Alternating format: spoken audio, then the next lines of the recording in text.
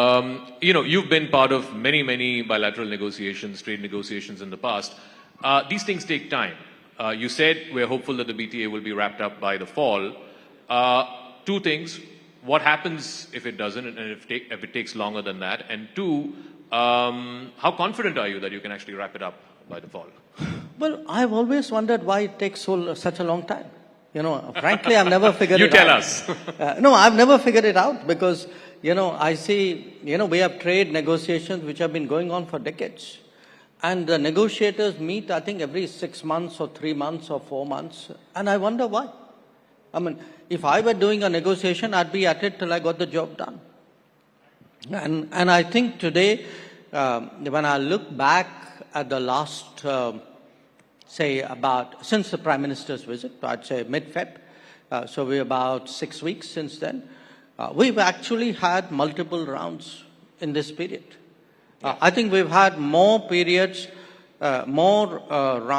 discussions with the Americans in the last 6 weeks than I suspect we've had with the Europeans in the last 2 years. Wow. More discussions with the US in the last 6 weeks than what you've had with Europe in 2 years. But you're also sort of accelerating the FTA talks with EU, with UK and so on. Do you think that, this is a 35,000 feet view question, do you reckon that Mr. Trump, by doing what he's doing, is forcing other countries to start trading more with each other and start processing these FTAs in a quicker fashion? Look, you are attributing everything in a way to President Trump. I understand why. But I want you to look at it for a moment from an Indian perspective. Sure. Okay? Let us say, since the beginning of reform, 1990s, in 30 years, what are your FTA agreements? They're largely to the economies east of India, with the ASEAN, with ASEAN members, with Japan, with Korea, Australia, which is not the same. Now, where are actually your many of these are competitive economies. Yeah. Okay? In fact, with most of these countries, we are running today trade deficits.